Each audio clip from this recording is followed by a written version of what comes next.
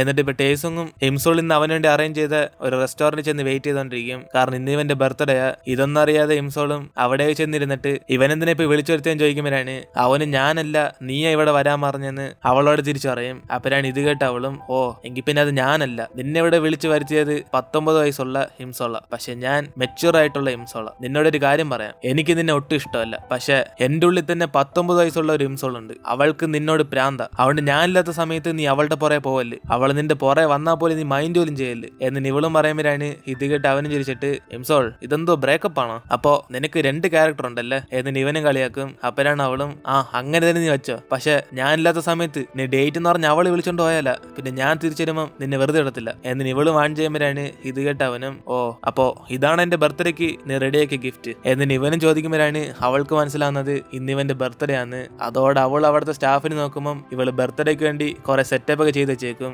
അതോർത്ത് ഇവളും വേണ്ടെന്ന് പറഞ്ഞ് സിഗ്നൽ കാണിക്കുമ്പോഴാണ് അങ്ങേര് ഇപ്പൊ തന്നെ സെറ്റപ്പ് ഒക്കെ റെഡിയാക്കാന്ന് പറഞ്ഞ് പെട്ടെന്ന് ലൈറ്റ് എല്ലാം ഓഫ് ചെയ്ത് ടേസിങ്ങിന് ബർത്ത്ഡേ വിഷയൊക്കെ സ്റ്റാർട്ട് ചെയ്യും. ഇതോടെ അവൾ എന്തായിരിക്കും ചെയ്തോട്ടെന്നൊക്കെ ആലോചിച്ചിട്ട് അതൊന്നും ഇവൻ കാണലെന്ന് പറഞ്ഞ് ഫ്രണ്ടിൽ തടഞ്ഞിരിക്കുമ്പോഴാണ് അവിടുത്തെ പ്രൊജക്ടറിനകത്ത് ഇവളും കുറെ ഡാൻസ് കളിച്ച് ഹാപ്പി ബർത്ത്ഡേ ടേസിംഗ് എന്ന് പറഞ്ഞ് റൊമാൻറ്റിക് ആയിട്ട് അവന് വേണ്ടി പാട്ടൊക്കെ പാടിയേക്കും. ഇതൊക്കെ കണ്ട് അവനും അത് ചിരി വരുമ്പോഴാണ് ഇവള് നാണക്കേടോടെ അതെല്ലാം കണ്ടോണ്ടിരിക്കും. അതിനുശേഷം ആ ബർത്ത്ഡേ വിഷയം കഴിഞ്ഞ് അവരും കേക്ക് വന്ന് ഇവരുടെ ടേബിളിൽ വെക്കുമ്പം ഇവനത് കണ്ട് ഇംപ്രസ് ആയി. അപ്പോൾ ഈ സർപ്രൈസ് പാർട്ടിക്ക് വേണ്ടിയാണ് ബ്രേക്കപ്പ് എന്നൊക്കെ ആദ്യം ട്വിസ്റ്റ് ഇറക്കുകയും ചെയ്യും. ഇതോടെ അവളും മൊത്തം തകർന്നുപോയിട്ട് ഇപ്പൊ ഇവൾ എന്ത് പറഞ്ഞാലും അവൻ വിശ്വസിക്കാൻ പോകുന്ന അവസ്ഥയിലല്ലെന്ന് മനസ്സിലാക്കും. അപ്പോഴാണ് അവനും ഇവന്റെ ബർത്ത്ഡേക്ക് ആദ്യമായിട്ട് ഇവളെ വിഷയം എന്ന് പറഞ്ഞ് അവനും കുറച്ച് ഇമോഷണൽ ആയിട്ട് പറയുമ്പോഴാണ് അവളും പെട്ടെന്ന് അവനെ വിളിച്ചോണ്ട് പുറത്തേക്ക് നിന്ന് ഫുഡ് വാങ്ങിച്ചു കൊടുക്കും. അതോടെ അവന് വീണ്ടും ഇവന്റെ ഹാർട്ട് വീണ്ടും ടച്ച് ചെയ്തെന്ന് പറഞ്ഞ് റൊമാൻറ്റിക് ആയിട്ട് ഡയലോഗ് ഇറക്കുമ്പോൾ അവൾ ഇതേപോലത്തെ ഡയലോഗ് മേലെ ഇംസോളിനോട് പറഞ്ഞ പോലെ അവനെ വാൺ ചെയ്യും. ഇതൊക്കെ കേട്ട് അവനും ചിരിച്ചോണ്ട് മൊബൈൽ നോക്കുമ്പോഴാണ് സുഞ്ച അവന്റെ കൂട്ടുകാരന്റെ കൂടെ ഓഡിഷന് പങ്കെടുക്കുന്ന കാര്യം അറിയും. അങ്ങനെ ഇവൾക്കറിയാവുന്ന പയ്യനല്ലേ എന്ന്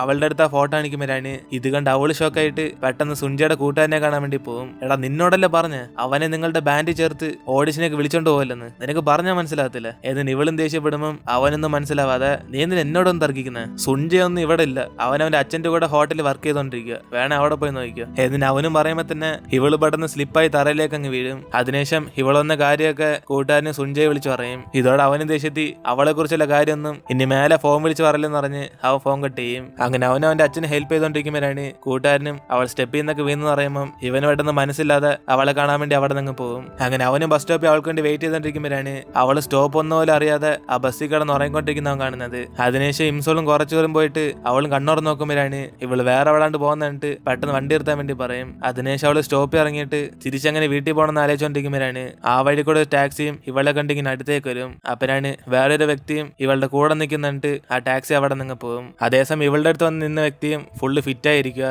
അങ്ങേര് അടുത്തേക്ക് വന്ന് ഇവളോട് സംസാരിക്കാൻ നോക്കുമ്പോൾ ഇവളും പേടിച്ച് അവിടെ നിന്ന് മാറും. അതോടെ അയാളും ടെൻഷനായിട്ട് സംസാരിക്കാൻ വന്ന അടുത്തുനിന്ന് മാറിപ്പോന്ന് പറഞ്ഞ് അവളുടെ അടുത്തേക്ക് വീണ്ടും ചെല്ലുമ്പോഴാണ് ഇവളും പെട്ടെന്ന് പേടിച്ചിട്ട് അവിടെ നിന്ന് ഓടിപ്പോകും. പക്ഷെ ഇങ്ങേര് അവളെ വിടാതെ ഫോളോ ചെയ്ത് പോകുമ്പോഴാണ് അവളും ടെൻഷനായി വീണ്ടും അടുത്തേക്ക് വന്ന പോലീസിനെ വിളിക്കുന്ന പറയുമ്പോൾ അയാളും ദേഷ്യത്തി സംസാരിക്കാൻ വന്ന പോലീസിനെ വിളിക്കുന്നതെന്ന് പറഞ്ഞ് അവളുടെ അടുത്ത് തർക്കിച്ചോണ്ടിരിക്കും. അപ്പോഴാണ് അതേസമയം സുഞ്ച ഇവളെ അന്വേഷിച്ച് ടാക്സിക്ക് തന്നോണ്ടിരിക്കുമ്പോൾ അവളങ്ങനെ ഡേഞ്ചർ നിൽക്കുന്നുണ്ട്. ഇവനെ പെട്ടെന്ന് അടുത്തേക്ക് ഓടി ചെല്ലും. അപ്പോഴാണ് ഇവനെ കണ്ടതോടെ അവൾക്കെല്ലാം ഓർമ്മ വരും. ആക്സിഡന്റ് ഇവളുടെ കാല് പോയപ്പം ആ സമയത്ത് ഇവൾ ഹോസ്പിറ്റലിലാക്കിയത് വേറെ ആരുമല്ല സുഞ്ചയായിരുന്നു. അങ്ങനെ അതേപോലെ തന്നെ അവനിപ്പോ ഹെൽപ്പ് ചെയ്യാൻ വരുന്നുണ്ട്.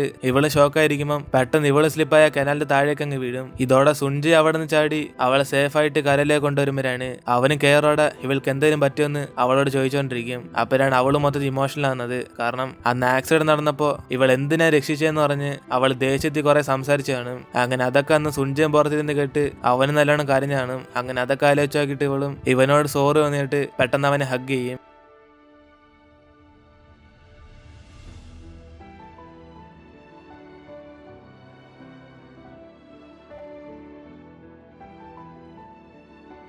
അതിനുശേഷം അവൻ അവളും വിളിച്ചുകൊണ്ട് തിരിച്ച് വീട്ടിലേക്ക് പോകുമ്പോഴാണ് അവളും ഇവൻ എങ്ങനെ കറക്റ്റ് സ്ഥലം കണ്ടുപിടിച്ച് ഇവിടെ വന്നേം ചോദിക്കും. ഇതോടെ അവനും ദേഷ്യത്തി ഞാൻ എങ്ങനെ വന്നേന്നോ, ഞാൻ ബസ് സ്റ്റോപ്പ് വെച്ച് നീ ബസ്സിൽ കിടന്ന് ഉറങ്ങുന്നുണ്ട്, ഇനി മേലെ നീ എവിടെയും കിടന്ന് ഉറങ്ങല്, അന്ന് എന്റെ ബെഡ്റൂമിൽ ഇപ്പതാ ബസ്സിൽ കിടന്ന് ഉറങ്ങി ഇത്രയും വലിയ സീനായി എന്നിന് ഇവന് വഴക്കുറയുമ്പം അവൾ ഇനി ഇതേപോലെ സംഭവിക്കത്തില്ലെന്ന് അറിയും. അതിനുശേഷം അവളുടെ മുടിയൊക്കെ നനഞ്ഞിരിക്കുന്നുണ്ട്.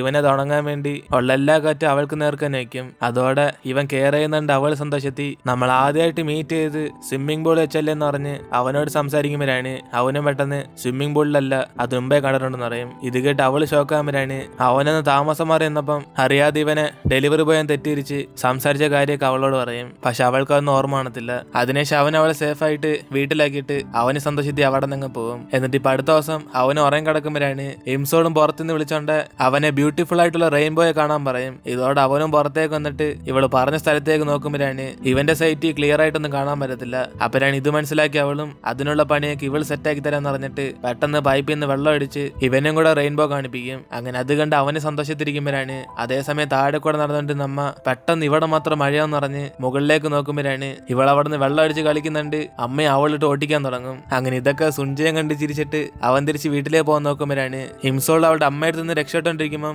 അറിയാതെ അവളുടെ ഒരു ഡ്രസ്സ് പറന്നു വന്ന് ഇവന്റെ വീട്ടിലേക്ക് വീഴും. ഇത് കണ്ട് ഇവന് ഷോക്കായിട്ട് ഇതെങ്ങനെ തിരിച്ചെടുക്കണം എന്ന് പറഞ്ഞ് അവന് സ്കൂളിൽ പോകുന്നവരെ വെയിറ്റ് ചെയ്യും. അപ്പോഴാണ് ഇവളും താഴേക്ക് ഇറങ്ങിയെന്ന് പറഞ്ഞ് അവനൊരു ഗിഫ്റ്റ് ഉണ്ടെന്ന് പറഞ്ഞ് അവളുടെ കൊടുക്കുമ്പോൾ അവൾ സന്തോഷിച്ച് തുറന്നു നോക്കുമ്പോഴാണ് അത് അവളുടെ ഡ്രസ്സാന്ന് അറിയുന്നത്. ഇതോടെ അവള് ഷൈയായിട്ട് ഇത് അമ്മൂമ്മയുടെ ഡ്രസ്സാന്ന് പറയുമ്പോഴാണ് അവന് നാണം വന്നിട്ട് ഞാൻ ആരുടെ ഡ്രസ്സാന്നും ചോദിച്ചില്ലല്ലോ, ഞാൻ നിനക്ക് തന്നേ ഉള്ളു എന്നിന് അവനും പറഞ്ഞിട്ട് നടക്കും. അതിനെ ശിവളും മൊത്തത്തിൽ നാണം കിട്ടെന്ന് പറഞ്ഞ് അവന്റെ പുറകെ ചെല്ലും. സുഞ്ചയ, നീ എന്നോട് അവസാനമായിട്ട് പറഞ്ഞില്ലേ ഒരു ആണും പെണ്ണും ഫ്രണ്ട്സ് ആവത്തില്ലെന്ന്, ഇപ്പൊ നീ എന്നോട് നല്ല രീതിക്ക് സംസാരിക്കുന്നില്ല, അതിന് കാരണം എന്തോ എന്നിന് ഇവളും ചോദിക്കുമ്പോൾ അവനും പെട്ടെന്ന് നിന്റെ കൂടെ ആർക്ക് ഫ്രണ്ട്സ് ആണെന്ന് അവൻ ദേഷ്യപ്പെടും. കാരണം അവന് വേണ്ടത് ഇവളുടെ ബോയ് ഫ്രണ്ട് ആകുന്ന, അതുകൊണ്ട് ഇവൾ ഫ്രണ്ട് എന്നൊക്കെ പറയുമ്പോൾ അവന് ദേഷ്യം വരും. അപ്പോഴാണ് അതേസമയം ഇവർക്ക് നേരെ ഒരു വണ്ടിയും വരുമ്പം അവിടുത്തെ ചെളിവെള്ളം ഇവന്റെ ദേഹത്ത് വീഴാതിരിക്കാൻ വേണ്ടി അവൾ ഇവനെ പ്രൊട്ടക്ട് ചെയ്യും. അതിനുശേഷം അവൾ അവനെ കണ്ടിട്ട് എങ്കിൽ പിന്നെ ഫ്രണ്ട് അല്ലെങ്കിൽ ഇവന്റെ ജീവൻ രക്ഷിക്കുന്ന ഒരാളായിട്ട് മാറാന്ന് പറയും. അതിനുശേഷം അവളും ക്ലാസ്സിൽ പോകുന്നതിന് മുമ്പേ അവനെ വിളിച്ചോണ്ട് സ്ഥലത്തേക്ക് ചെല്ലും. സുഞ്ചയ, ഈ സാധനം നമ്മളിവിടെ കുഴിച്ചു വയ്ക്കും, പക്ഷെ ഇത് നീ ജനുവരി 1, 2023 മാത്രമേ തുറക്കാവൂ. ഏതിന് ഇവള് പറയുമ്പോഴാണ് അവനും എന്തോ ജനുവരി 2023 അത്രയും വർഷം ഞാൻ എന്തിനെ വെയിറ്റ് ചെയ്യുന്നത്, നിനക്ക് ആ ഗിഫ്റ്റ് ഇപ്പൊ തന്നാ പോരെ എന്നിന് ഇവൻ ചോദിക്കുമ്പോഴാണ് അവളും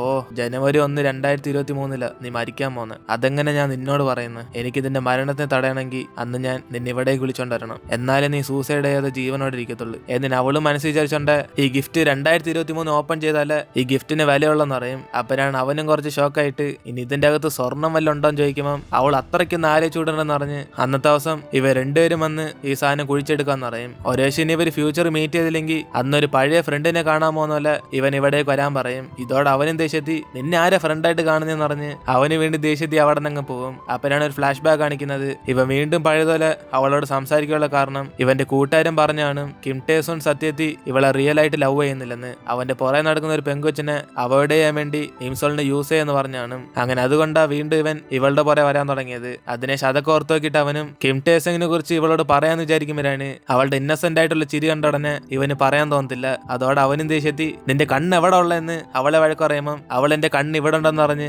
അവള് തമാശ പറയും. ഇതോടെ അവൻ ഒന്നും പറയാതെ അവിടെ നിന്ന് പോകുമ്പോഴാണ് ഇവളും പെട്ടെന്ന് ഓർത്ത് നോക്കുന്നത് ഇന്ന് ഇവള് ടൈ കൊണ്ടൊന്നില്ലെന്ന്. അതോടെ പനിഷ്മെന്റ് ഇട്ടോന്ന് പറഞ്ഞ് അവള് മേടിച്ചിരിക്കുമ്പോൾ സുഞ്ച പെട്ടെന്ന് അവന്റെ ടൈ ഊരി അവൾ കൊടുക്കും. ഇത് കണ്ടിട്ട് അവളും ഇവൻ ടൈ ഇട്ടില്ല പനിഷ്മെന്റ് ഇടത്തില്ലെന്ന് പറയുമ്പോഴാണ് അവനൊരു സ്വിമ്മർ ആയതുകൊണ്ട് ടൈന്റെ ആവശ്യമൊന്നുമില്ലെന്ന് പറയും. പക്ഷെ അടുത്ത സീനി ടൈ ഇടത്തോണ്ട് സുഞ്ചയെ സാർ വെക്കും. എടാ സുഞ്ചയ, നീ ഇപ്പൊ സ്വിമ്മിംഗ് ടീം ഇല്ല, അതുകൊണ്ട് മര്യാദയ്ക്ക് യൂണിഫോം ഇട്ടുണ്ടരണം ഏതിനെ സാർ അവനെ വഴക്ക് പറയുമ്പോഴാണ് അതേസമയം ഇവനെ കണ്ട് കിം ടേസുങ് അവിടേക്ക് വരും. ഇതോടെ സാറ് അവനെ കണ്ട് ഷോക്കായി. സാധാരണ മതിൽ ചാടി പോകുന്നവന്മാരൊക്കെ പനിഷ്മെന്റിനെ അന്വേഷിച്ച് വന്നേക്കുവാണെന്ന് സാറും ചോദിക്കുമ്പോഴാണ് അവന്മാർ ഇടയ്ക്കൊക്കെ പനിഷ്മെന്റ് വാങ്ങിക്കേണ്ടതെന്ന് പറഞ്ഞ് ഇവരെല്ലാം ഗ്രൗണ്ടിൽ ചുറ്റും ഓടിക്കൊണ്ടിരിക്കും. കാരണം കിം ടേസുങ്ങും സുഞ്ച അവൾക്ക് ടൈ ഇടുന്നത് കണ്ടു കാണും. അതോടെ അവനും കുറച്ച് ജലസായി സുഞ്ചയുടെ പുറകെ പോകും. ഹലോ ബോയ്, രാവിലെ എന്റെ ഗേൾ ഫ്രണ്ടോട് എന്തുവായിരുന്നു ഡീല്, ടൈ ഒക്കെ ഇട്ട് കൊടുക്കുന്നുണ്ടല്ലോ, എന്തോ ഉദ്ദേശം എന്നിന് ഇവനും ചോദിക്കുമ്പോൾ സുഞ്ച ഒന്നും പറയാതെ അവനെ തന്നെ നോക്കിക്കൊണ്ടിരിക്കും. അപ്പനാണ് ഇവനും ഓ നീ ഒരു സ്വിമ്മർ അല്ലേ, അപ്പൊ നിനക്ക് ഓടാനൊക്കെ സാധിക്കോ, ആമയൊക്കെ വെള്ളത്തിൽ ഇറങ്ങിയ നല്ലോണം നീന്തും, പക്ഷെ തറ ഇറങ്ങുവാണ് അതിനൊട്ടും സ്പീഡില്ല, നീ ആമയെ പോലെയാണോ എന്നിന് ഇവനും ചോദിക്കുമ്പോൾ സുഞ്ചയും ചിരിച്ചിട്ട് സ്പീഡ് ഓടാൻ തുടങ്ങും. അതോടെ അവന് ചലഞ്ച് ചെയ്ത് ഇവന് പൊട്ടിക്കാൻ നോക്കുമ്പോഴാണ് സുഞ്ച ഇവനേക്കാൾ സ്പീഡ് ഓടും. മോനെ സ്മോക്ക് ചെയ്യുന്നൊക്കെ നിർത്തിയേക്ക്, അല്ലെങ്കിൽ ഇങ്ങനെ സ്പീഡിൽ ഓടാൻ പറ്റത്തില്ല എന്നിങ്ങനെ സുഞ്ച അവനെ ആക്കിയിട്ട് പോകുമ്പോഴാണ് പനിഷ്മെന്റ് കഴിഞ്ഞിട്ട് കിം ടേസോങ് അവനെ പോകാൻ വിടാതെ തടഞ്ഞുകൊണ്ടിരിക്കും. ഇതോടെ സുഞ്ചയും ദേഷ്യത്തിൽ ഇവന്റെ അവന്റെ ബാഗ് വാങ്ങിച്ചിട്ട് പോകുമ്പോഴാണ് ഇതെല്ലാം കണ്ട് ടേസോന്റെ കൂട്ടുകാരൻ അടുത്തേക്കും ചെക്ക് ചെയ്യും. എടാ ഇത് കിം ടേസോങ് തന്നെയാണോ, സത്യം പറ, നിനക്ക് ആ ഇംസോളിന് ഇഷ്ടമല്ല, അതുകൊണ്ടല്ലേ ഇവന്റെ പുറകെ ഇങ്ങനെ ദേഷ്യത്തിൽ നടക്കുന്നത്, അവള് പറഞ്ഞ ശേഷം നീ സ്മോക്കും ചെയ്യത്തില്ല ഡെയിലി സ്കൂളിലേക്കും വരുന്നു എന്നിന് ഇവനും ചോദ്യം ചെയ്യുമ്പോഴാണ് അവനും കുറച്ച് ടെൻഷനായിട്ട് ഇവനൊന്നും സത്യം അറിയില്ലെന്ന് പറഞ്ഞ് അവനും പെട്ടെന്ന് വിഷയം മാറ്റാൻ തുടങ്ങും. എടാ നീ ആദ്യം ഡ്രസ്സ് ഇട്, എന്റെ കണ്ണ് മൊത്തത്തിൽ പോകുന്നു ഏതിന് അവന് നൈസിന് ടോപ്പിക്ക് മാറ്റും. അതിനെ അന്ന് രാത്രി സുഞ്ചയെ തിരിച്ച് വീട്ടിലേക്ക് വന്നോണ്ടിരിക്കുമ്പോഴാണ് അവന്റെ അച്ഛന് സ്വിമ്മിംഗ് കോമ്പറ്റീഷൻ കണ്ടോണ്ടിരിക്കുമ്പോൾ ഇവൻ വരുന്നെന്ന് അറിഞ്ഞ ഉടനെ പെട്ടെന്ന് റിമോട്ട് എടുത്ത് ഓഫ് ചെയ്യാൻ നോക്കും. പക്ഷെ സംഭവം ഓഫ് ആകത്തില്ല. അതോടെ ഇവൻ കണ്ട് വിഷമിക്കില്ലെന്ന് പറഞ്ഞ് അച്ഛന് സ്റ്റണ്ടൊക്കെ അടിച്ച് പെട്ടെന്ന് ടിവിയുടെ പ്ലഗ് ഊരി കളയും. അപ്പോഴാണ് ഇവൻ അടുത്തേക്ക് വന്നിട്ട് എന്തേലും പ്രശ്നമുണ്ടോന്ന് അവന്റെ അച്ഛനോട് ചോദിക്കും. അതോടെ അച്ഛനും കൂളായിട്ട് ടിവിക്ക് ഒരു കംപ്ലൈന്റ് ഉണ്ടെന്ന് അവനോട് പറയുമ്പോഴാണ് അവൻ ആദ്യം ആ വയറ് കുത്തി നോക്കാൻ പറയും. അതിന് ശിവന് റൂമിലേക്ക് ചെല്ലുമ്പോഴാണ് ഇംസോൾ ഇവന് മെസ്സേജ് അയച്ചേക്കും നാളെ ഫ്രീ ആണ് പുറത്തേക്ക് പോകാന്ന് പറഞ്ഞ്. അതോടെ അവന് സന്തോഷത്തി അടുത്ത ദിവസം ഇവളുടെ ഫ്രണ്ട് മാത്രം ആറ്റിറ്റ്യൂഡ് കാണിച്ചിങ്ങനെ നടക്കും. എന്തുവാ രാവിലെ എവിടേക്ക് പോകാനെ നീ വിളിച്ച എന്നിന് ഇവനും ചോദിച്ചോടെ അവള് നമുക്ക് സിനിമയ്ക്ക് പോകാന്ന് പറഞ്ഞ് അവനും വിളിച്ചോണ്ട് പോകും. ഇതോടെ അവന് സന്തോഷത്തി ബോയ് ഫ്രണ്ട് ഉള്ളപ്പോ എന്തിനാ ഇവനെ വിളിച്ചോണ്ട് വന്നേന്ന് അവനും കുറച്ച് ജലസ് ആയിട്ടൊക്കെ സംസാരിക്കും. പക്ഷെ അവൾ അവനെ സിനിമയ്ക്ക് വിളിച്ചോണ്ട് വന്നത് ഇന്ന് സ്വിമ്മിംഗ് കോമ്പറ്റീഷൻ ഉള്ളതുകൊണ്ട് അവനത് കാണാതിരിക്കാനാ. അതുകൊണ്ട് പുറത്തെ എവിടെയും ടി വിക്കകത്ത് സ്വിമ്മിംഗ് കോമ്പറ്റീഷൻ കണ്ടാലും അവനത് കാണാത്തക്ക രീതിയിൽ ഇവള് വിഷയം മാറ്റിക്കൊണ്ടിരിക്കും.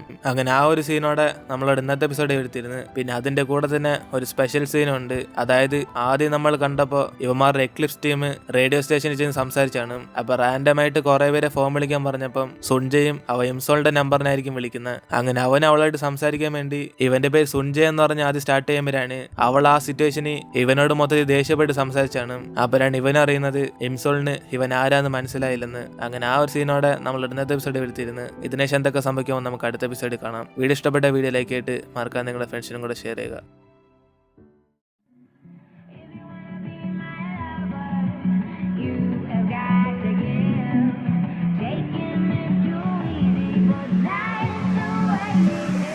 Shiv Edits.